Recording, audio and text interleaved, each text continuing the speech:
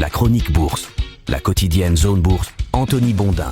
Bonjour, bienvenue dans ce point de marché Zone Bourse. Nous sommes le lundi 22 juin 2026. Aujourd'hui, ça s'appelle Anarchy in the UK. La perspective d'un apaisement au Moyen-Orient, malgré les invectives habituelles de part et d'autre, aide les marchés financiers à poursuivre leur ascension. Dans la touffeur d'un mois de juin qui ressemble à un début août, l'IA dicte toujours sa loi boursière, le pétrole recule et le Royaume-Uni essaye de battre le record des premiers ministres jetables de la France. Les manuels de finance expliquent que les périodes de guerre n'ont généralement pas d'impact négatif de long terme sur les marchés actions, passé évidemment la sidération initiale. A fortiori quand les conflits sont qualifiés de régionaux, c'est-à-dire qu'ils n'embrassent pas le monde entier comme ce fut le cas à 2 reprises au cours du XXe siècle. La guerre qui oppose, ou qui a opposé d'ailleurs, on ne sait plus très bien, l'Iran au duo États-Unis-Israël a l'air parti pour conforter la théorie économique, puisqu'en dépit des remous qu'elle a entraînés sur l'approvisionnement en pétrole, son impact sur les indices boursiers n'a pas été catastrophique. Ainsi en Europe, l'indice Stoxx Europe 600 est repassé la semaine dernière au-dessus de son record qui avait été signé fin février, justement à la veille de la guerre. Les États-Unis, eux, ont vu le S&P 500 significativement dépasser son cours de l'époque, et du côté de l'Asie, le Japon, Taïwan et la Corée du Sud affichent des progressions insolentes grâce à leur exposition au boom de l'IA américaine. Le conflit au Moyen-Orient fait cependant toujours l'actualité, mais sa perception comme signe noir du marché a fortement décliné. Des discussions ont lieu cette semaine en Suisse entre émissaires des États-Unis et de l'Iran pour tenter de graver dans le marbre ce qui a été concédé de part et d'autre, et pendant ce temps, les provocations sont toujours quotidiennes, qu'elles soient verbales ou sur le terrain d'ailleurs. Mais le marqueur principal du risque, c'est-à-dire le pétrole, reste sur la pente descendante. Après quelques soubresauts au cours du week-end, il est revenu se ranger sous $80 le baril de Brent ce matin. En effet, Téhéran a paru satisfait de la teneur du premier cycle de discussion démarré hier, ce qui devrait permettre d'accroître le trafic dans le détroit d'Ormuz. Hier, en effet, la navigation avait chuté après des frappes israéliennes au Liban. Pendant ce temps, en Europe, le Royaume-Uni s'apprête à fêter le 10e anniversaire du référendum qui a ouvert la voie au Brexit. Enfin, fêter, il faut le dire vite, puisque le pays a connu 6 premiers ministres en 10 ans, signe qu'il y a quand même quelque chose de pourri au royaume de Charles. Le débat est toujours bouillant outre-Manche d'ailleurs pour savoir qui est responsable de la situation. En tout cas, un 7e chef du gouvernement pourrait se profiler.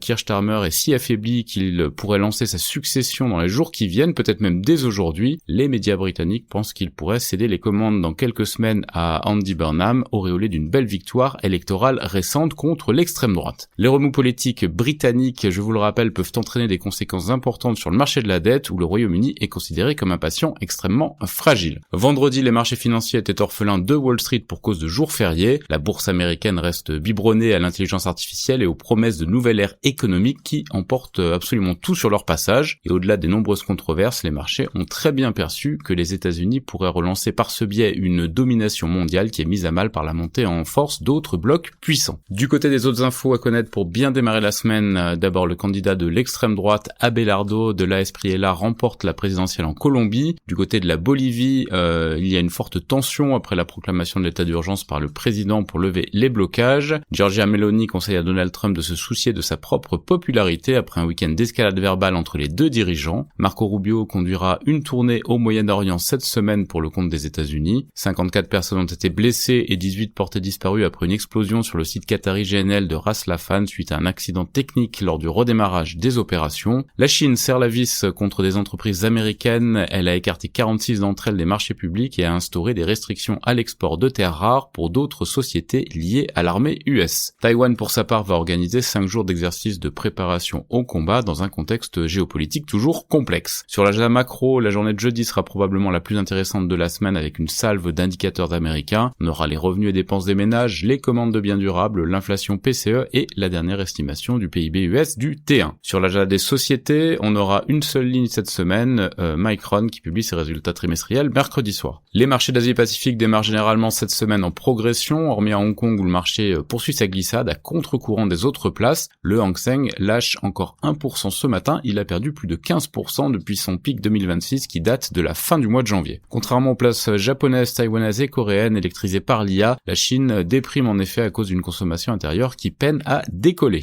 Au Japon, le Nikkei 225 lance sa semaine en hausse de 1,8%, le Kospi coréen gagne 0,6%, l'Australie, elle, laisse quelques points en route, moins 0,06%. Les indicateurs avancés européens sont haussiers ce matin. Dans l'actu des sociétés maintenant, en France, Danone rachète la société australienne Made, spécialiste des produits alimentaires axés sur la santé. Le groupe acquiert en parallèle les minoritaires de sa filiale australienne avec Saputo Dairy. Renault prévoit de s'abstenir sur la nomination de 2 administrateurs lors de l'AG de Nissan, doutant de leur indépendance. C'est une info de Bloomberg. Cela reflète les relations toujours complexes entre les deux constructeurs, jadis proches alliés. Stellantis monte à 9,5% de la start-up de batterie solide Factorial. Total Energy prévoit de redémarrer sa raffinerie du Texas sous 7 jours. Elis renonce à une acquisition en Irlande. Claude Guillemot, le cofondateur d'Ubisoft, est décédé dans un accident d'avion. Mersenne et Morel rejoignent ce jour l'indice SBF 120 dont sortent Nexity et Elior. Et 2CRSI s'est défendu des accusations de Grizzly Research dans un webinaire et un communiqué diffusé vendredi. Reprise de cotation ce matin. Ailleurs en Europe, Ocado aurait entamé la recherche d'un successeur pour son directeur général. L'Italie est ouverte à l'idée que l'Allemagne rejoigne le projet d'avion de chasse selon le directeur général de Leonardo. Leonardo Del Vecchio impute au conseil d'administration de Delphine l'enlisement des discussions bancaires. Le PDG de Porsche entend finaliser un nouveau programme d'économie d'ici juillet. BPER Banca obtient le feu vert de la BCE pour un rachat d'actions allant jusqu'à 750 millions d'euros. Morgan Stanley et la Deutsche Bank ainsi que d'autres établissements soutiendraient l'offre d'equity sur Intertech avec un financement de 5 milliards de livres et les négociations ont échoué sur le plan social de Zalando. En Amérique du Nord, peu d'actu à cause du jour férié vendredi. CRH serait quand même sur le point de racheter l'américain Arcosa selon le FT pour plus de 8 milliards de dollars. AbbVie s'apprête à racheter Apogee Therapeutics pour 10,9 milliards de dollars. Lime prévoit de désigner Uber comme investisseur de référence pour son IPO selon The Information. Et le chercheur américain John Jumper quitte Google DeepMind pour Anthropic. Ailleurs dans le monde, SK Hynix a détrôné Samsung Electronics et devient la première capitalisation boursière de Corée du Sud. LG flambe après l'annonce que ses dirigeants ont rendez-vous chez Nvidia aujourd'hui pour discuter d'une coopération dans le domaine de l'IA physique et de la robotique. BYD a démenti toute violation des normes environnementales en Hongrie. Le conseil d'administration de Vale rejette la demande de Prévi visant à évincer son président. Larsen & Toubro crée une filiale dédiée aux infrastructures IA et aux services technologiques. Et Sun Pharma va racheter Innovcare Life Science. C'est terminé pour ce point de marché du jour. Je vous souhaite une très bonne journée.